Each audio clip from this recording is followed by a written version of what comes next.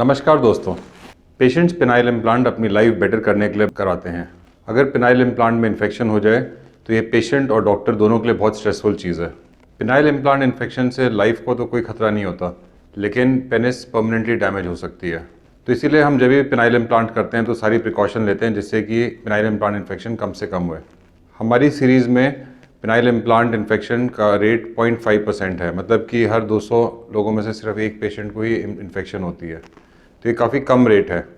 तो हम हर पेशेंट में पेनाइल इम्प्लांट सर्जरी बहुत सीरियसली लेते हैं और हम ध्यान रखते हैं कि किसी को कोई इन्फेक्शन ना होए। मैं डॉक्टर आशीष सवाल, urologist andrologist robotic surgeon, new Delhi India से आज आपको पेनाइल इम्प्लांट इन्फेक्शन के बारे में डिटेल्स बताऊंगा। इस वीडियो में मैं आपको बताऊंगा कि पेनाइल इम्प्लांट इन्फेक्शन कैसे होती है और इस इन्फेक्शन से कैसे बचें, और अगर इन्फेक्शन होए तो उसके साइंस क्या होते हैं, और इन्फेक्शन अगर हो जाए तो उसका ट्रीटमेंट क्या है। तो ये सब जानने के लिए आप मेरा फुल वीडियो देखिए। पहली चीज़, पेनाइल इम्प्लांट इन्फेक्शन होती कैसे है। देखिए, पेनाइल इम्प्लांट इन्फेक्शन के जो ऑर्गेनिजम्स होते हैं, रिसर्च में पता लगा है कि जो पेशेंट की बॉडी के और स्किन के ऑर्गेनिजम्स होते हैं, बैक्टीरिया होते हैं, वही इन्फेक्शन करते हैं। तो अब पेशेंट को तो हम ऑटोक्लेव में डाल के स्टेरलाइज नहीं कर सकते, तो इसलिए हमारे कुछ और प्रिकॉशंस लेने पड़ते हैं जिससे कि इन्फेक्शन ना होए। तो हम क्या क्या प्रिकॉशन लेते हैं कि स्किन से इन्फेक्शन इम्प्लांट में ना पहुँचे। देखिए, सबसे पहले तो हम देखते हैं कि पेशेंट को कोई एक्टिव स्किन इन्फेक्शन नहीं होनी चाहिए। अगर आपको कोई दाद, खाज या खुजली हो रही है तो आपको स्किन के डॉक्टर को दिखाना चाहिए। इन्फेक्शन ठीक करके ही अपने पेनाइल इम्प्लांट सर्जरी करानी चाहिए। इसके अलावा 3 दिन पहले हम लोग पेशेंट्स को डेटॉल साबुन से नहाने को बोलते हैं सुबह शाम। इससे क्या होता है कि बॉडी के जो भी बैक्टीरिया होते हैं वो कम हो जाते हैं और इन्फेक्शन का रिस्क कम होता है। इसके अलावा सर्जरी के टाइम पे हम सर्जरी से पहले पेशेंट को 10 मिनट के लिए स्क्रब करते हैं बीटाडीन स्क्रब से, जिससे कि बॉडी के जितने भी बैक्टीरिया हैं जो स्किन के ऊपर चिपके हुए हैं वो सारे हट जाएं। इसके अलावा सर्जरी के टाइम पे हम लोग नो टच टेक्निक यूज़ करते हैं। नो टच टेक्निक का मतलब है कि हम लोग पूरी स्किन को ड्रेप से, सर्जिकल ड्रेप से कवर कर देते हैं और सिर्फ जहाँ पे हमारे को सर्जरी करनी होती है वहीं पे एक इंसिजन लगाते हैं और ड्रेप के ऊपर भी, जिससे कि सिर्फ जो एरिया हमारे को सर्जरी के लिए चाहिए सिर्फ वही खुला है, बाकी सारा एरिया कवर्ड हो। तो इस नो टच टेक्निक से इम्प्लांट है या इंस्ट्रूमेंट्स हैं उनका स्किन से कोई कॉन्टैक्ट नहीं होता, तो स्किन इन्फेक्शन होने का मतलब ही नहीं है। इसके अलावा देखा गया है कि अगर जो लोग ज़्यादा सर्जरी में टाइम लगाते हैं उसके इन्फेक्शन रेट ज़्यादा होते हैं। तो कोई एक्सपीरियंस सर्जन होए उसी से सर्जरी करानी चाहिए। अब जब हम सर्जरी करते हैं तो किसी भी सर्जरी में आधा घंटा या 45 मिनट से ज़्यादा नहीं लगते, और देखा गया है कि अगर 1 घंटे से कम सर्जिकल टाइम हुए तो फिर इन्फेक्शन रेट्स कम होते हैं। तो दूसरा पॉइंट ये था कि हम लोग क्या क्या प्रिकॉशंस लें जिससे कि हमारे को पेनाइल इम्प्लांट में इन्फेक्शन ना होए। देखिए, पहले तो मैं आपकी कुछ गलत फहमियाँ दूर करूँगा। पहली गलत फहमी है, कई लोगों को लगता है कि किसी इंसिजन से इन्फेक्शन ज़्यादा होती है, किसी इंसिजन से कम होती है। लेकिन रिसर्च में देखा गया है कि चाहे हम पिनोस्टोडल इंसिजन लगाएं, चाहे सर्कम करोनल इंसिजन लगाएं, चाहे इंफ्राप्यूबिक इंसिजन लगाएं, किसी भी अप्रोच से हम इम्प्लांट लगाएं, उससे इन्फेक्शन रेट्स में कोई फ़र्क नहीं पड़ता। दूसरी बात, एज का कोई मतलब नहीं है। चाहे इम्प्लांट किसी 20-25 साल के पेशेंट में लगाएं, चाहे किसी 70 साल के पेशेंट में लगाएं, इन्फेक्शन रेट ज़्यादा यंग में या ज़्यादा ओल्ड में कुछ ज़्यादा नहीं होते, सेम इन्फेक्शन रेट है। इसके अलावा कई पेशेंट्स हैं, कई कैटेगरीज हैं जिसमें इन्फेक्शन रेट ज़्यादा होते भी हैं। जैसे कि अगर कोई बहुत मोटा पेशेंट होए उसमें इन्फेक्शन रेट ज़्यादा होता है, अगर कोई डायबिटिक होए उसमें इन्फेक्शन ज़्यादा होती है, अगर कोई इम्यूनो कॉम्प्रोमाइज पेशेंट होए, kidney failure, liver failure, spinal injury, इन सब के पेशेंट्स में इन्फेक्शन ज़्यादा होती है। इसके अलावा अगर मैलिएबल इम्प्लांट करें तो उसमें इन्फेक्शन के चांसेस कम है, और इन्फ्लेटेबल इम्प्लांट में इन्फेक्शन के चांसेस ज़्यादा हैं क्योंकि उसमें ज़्यादा पार्ट्स होते हैं, ज़्यादा डाइसेक्शन की ज़रूरत पड़ती है, तो इसलिए इन्फेक्शन के रेट ज़्यादा हैं।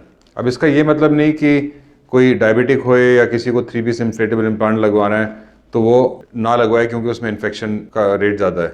इसका ये मतलब होता है कि जो भी हम प्रिकॉशन लेते हैं वो इन पेशेंट्स को जो हाई रिस्क कैटेगरी में हैं उन सबको वो वाली प्रिकॉशन ज़्यादा ध्यान से फॉलो करनी चाहिए। तो आइए देखते हैं क्या क्या प्रिकॉशंस होती हैं। पहली चीज़, डायबिटिक्स। अगर आप डायबिटिक हैं तो आपको शुगर अपनी अच्छी तरह कंट्रोल करनी चाहिए।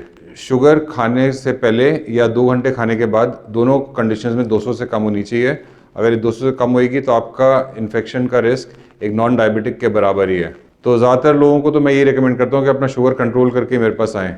लेकिन कई पेशेंट्स होते हैं जो अपने घर में शुगर नहीं कंट्रोल कर पाते, तो वो लोग क्या करते हैं कि हमारे पास भर्ती होकर 2-3 दिन में हम लोग शुगर कंट्रोल करते हैं और उसके बाद सर्जरी करते हैं। इसके अलावा शुगर का कंट्रोल करने का ये मतलब नहीं कि सर्जरी कराई और उसके बाद मिठाई की दुकान में जाके मिठाइयाँ खाई।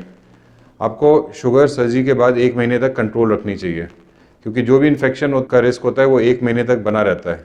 जितना सर्जरी के बाद टाइम निकलते जाएगा उतना इन्फेक्शन का रिस्क कम होते रहेगा। इसके अलावा जैसे मैंने पहले बताया था, स्किन इन्फेक्शन, कोई भी एक्टिव स्किन इन्फेक्शन नहीं होनी चाहिए। अगर आपको दाद, खाज, खुजली है तो आपको फंगल इन्फेक्शन हो सकती है। आप डर्मेटोलॉजिस्ट को दिखाइए, स्किन के डॉक्टर को दिखाइए, इन्फेक्शन कंट्रोल करके ही आइए। इसके अलावा कोई एक्टिव यूरिन इन्फेक्शन नहीं होनी चाहिए। अगर आपकी यूरिन में जलन हो रही है, यूरिन में कोई स्मेल आ रही है, अगर आपको बुखार है तो हो सकता है आपको यूरिन इन्फेक्शन हुए, उसको एंटीबायोटिक से ठीक करके ही अपना इम्प्लांट कराइए। एक्टिव यूरिन इन्फेक्शन में हमारे को इम्प्लांट नहीं करना चाहिए। इसके अलावा स्मोकर्स, जो लोग सिगरेट पीते हैं उनमें वुंड हीलिंग में प्रॉब्लम होती है, इसलिए अगर आप स्मोकिंग करते हैं तो सर्जरी से 1 महीना पहले आपको स्मोकिंग बंद कर देनी चाहिए, और सर्जरी के टाइम भी स्मोकिंग नहीं करनी चाहिए, और सर्जरी के बाद 1 महीने तक स्मोकिंग अवॉइड करनी चाहिए। अगर आप बहुत ज़्यादा सिगरेट पीते हैं तो कम से कम ट्राई करिए कि कम से कम सिगरेट पिएं, ताकि आपकी वुंड हीलिंग में प्रॉब्लम ना हो। इसके अलावा 3 दिन पहले हम हर पेशेंट को डिटॉल साबुन से नहाने के लिए बोलते हैं सुबह शाम, और एक एंटीबायोटिक होती है लीवोफ्लॉक्सासिन, वो 1 टैबलेट डेली नाश्ते के बाद खाने को बोलते हैं। ये दोनों चीज़ें 3 दिन पहले शुरू करनी चाहिए। इससे क्या होता है, एक तो किसी को सब क्लिनिकल यूरिन इन्फेक्शन होगी तो एंटीबायोटिक से ठीक हो जाती है, बॉडी में और कोई इन्फेक्शन होगी तो वो एंटीबायोटिक से ट्रीट हो जाती है। इसके अलावा जब आप डिटॉल साबुन से पूरी बॉडी को स्क्रब करते हो, नहाते हो, तो उससे बॉडी के जो बैक्टीरिया हैं, फंगस हैं, वो सारी चीज़ें डिस्ट्रॉय हो जाती हैं, जिससे कि इम्प्लांट में इन्फेक्शन के चांसेस कम होते हैं। सर्जरी के दिन जब पेशेंट आता है उसको हम इंजेक्टेबल एंटीबायोटिक्स देते हैं। सर्जरी के टाइम पे हम लोग पेशेंट को 10 मिनट स्क्रब करते हैं, अपने हाथ को 10 मिनट स्क्रब करते हैं। उसके बाद सर्जरी के टाइम पे हम लोग नो टच टेक्निक यूज़ करते हैं, जैसे मैंने बताया था कि पूरी बॉडी को ड्रेप से कवर कर देते हैं ताकि कोई भी पार्ट बॉडी का इम्प्लांट को या किसी भी इंस्ट्रूमेंट को टच ना करे। इसके अलावा हम लोग एंटीबायोटिक कोटिंग से इम्प्लांट्स को भी कवर करते हैं। जैसे ही हम उसको पैकेट से निकालते हैं, हम एंटीबायोटिक में डाल के उनको एंटीबायोटिक कोटिंग करते हैं। एंटीबायोटिक कोटेड इम्प्लांट से भी इन्फेक्शन का रेट कम होता है। और इसके अलावा सर्जरी टाइम भी हम लोग कम ही रखते हैं। सर्जरी टाइम, किसी भी सर्जरी में हम लोग कोशिश करते हैं कि 1 घंटे ज़्यादा सर्जरी का टाइम ना रहे। जितना कम सर्जरी का टाइम होगा उतना ही इम्प्लांट एरिया और इम्प्लांट एटमॉस्फेयर से एक्सपोज होगा, और इतने ही कम इन्फेक्शन के चांसेस होंगे। जितनी लंबी सर्जरी होगी उतने ही चांसेस इन्फेक्शन के बढ़ जाते हैं। इसके बाद सर्जरी के बाद भी हम कुछ प्रिकॉशंस रखते हैं। सर्जरी के बाद हम लोग पेशेंट्स को 2 दिन के लिए हॉस्पिटल में रखते हैं, इंजेक्टेबल एंटीबायोटिक्स देते हैं। उसके अलावा इनको घर के लिए भी ड्रेसिंग और एंटीबायोटिक्स, ओरल एंटीबायोटिक्स देते हैं, जो 2 हफ्ते तक कंटिन्यू रखनी पड़ती हैं। इसके अलावा हम पेशेंट को बताते हैं कि आपको वुंड को 5 दिन तक गीला नहीं करना, मतलब आपको 5 दिन तक अवॉइड करना चाहिए कि आप नहाए नहीं। इसके अलावा अगर आप डायबिटिक हैं तो शुगर को 1 महीने तक कम से कम स्ट्रिक्टली कंट्रोल करना है। स्मोकर हैं तो स्मोकिंग नहीं करनी है 1 महीने तक। ये सब प्रिकॉशंस लेनी है, और हम लोग हर पेशेंट के लिए ये सारी प्रिकॉशंस, सर्जरी से पहले, सर्जरी के टाइम पे, सर्जरी के बाद, ये सारी प्रिकॉशंस हर पेशेंट में फॉलो करते हैं। इसीलिए हमारे इन्फेक्शन रेट्स इतने कम है, सिर्फ 0.5%। अगर कोई डॉक्टर ऐसे बोल रहा है कि इन्फेक्शन रेट 0% है, या तो वो ज़्यादा इम्प्लांट्स करता नहीं है और इसलिए उसके इन्फेक्शन नहीं हुए हैं, और या तो वो आपको गलत बता रहा है, क्योंकि ऐसा तो दुनिया में कोई भी इम्प्लांट सर्जन नहीं है जिसके पिनाइल इम्प्लांट सर्जरी में 0 इन्फेक्शन रेट है। हमेशा इन्फेक्शन रिस्क होता ही है किसी भी पेशेंट को। ये है कि हम अपनी प्रिकॉशंस लेके इन्फेक्शन रिस्क को ना के बराबर कर सकते हैं। तो आप इस चीज़ के पीछे मत जाइए। अगर कोई डॉक्टर कहता है कि मेरे इन्फेक्शन रेट 0 है, आप मेरे पास आइए। अब अगली बात यह है कि अगर आपको इन्फेक्शन हो रही है तो उसके साइंस क्या हैं। आप घर में बैठे हैं, आपको इन्फेक्शन है कि आपका वुंड हेल्दी है, उसके साइंस क्या हैं। पहली चीज़, अगर इम्प्लांट में आपको पहले दर्द नहीं हो रही थी, एकदम से ज़्यादा दर्द होने लग गई है, तो वो इन्फेक्शन का पॉइंटर है। दूसरा, अगर वुंड में ज़्यादा रेडनेस आ गई है, वुंड से कोई पस आ रही है, तो वो इन्फेक्शन का पॉइंटर है। इसके अलावा अगर पेनिस में कोई स्वेलिंग आ गई है, जो स्वेलिंग होती है वो 2 टाइप की होती है। एक तो सॉफ्ट स्वेलिंग होती है जो सर्जरी के बाद काफ़ी बारी पेशेंट को आ जाती है, वो अपने आप 2-3 हफ्ते में ठीक हो जाती है। लेकिन टाइट स्वेलिंग, जिसमें वुंड फूला फूला लग रहा है, पेनिस फूला फूला लग रहा है, ये एक इन्फेक्शन का साइन है। इसके अलावा बुखार आना, या जो वुंड है, इम्प्लांट वुंड है, वो गर्म हो जाना, ये भी इन्फेक्शन का साइन है। तो अगर आपको ये कोई भी साइंस अपने इम्प्लांट सर्जरी के होते हैं तो वो इन्फेक्शन हो सकती है, और आप इमीडिएटली अपने डॉक्टर को कॉन्टैक्ट करिए। आपको मैं बताना चाहूँगा, अगर इम्प्लांट इन्फेक्शन हो गई तो इतनी घबराने की बात नहीं है, ये कोई लाइफ थ्रेटनिंग चीज़ नहीं होती।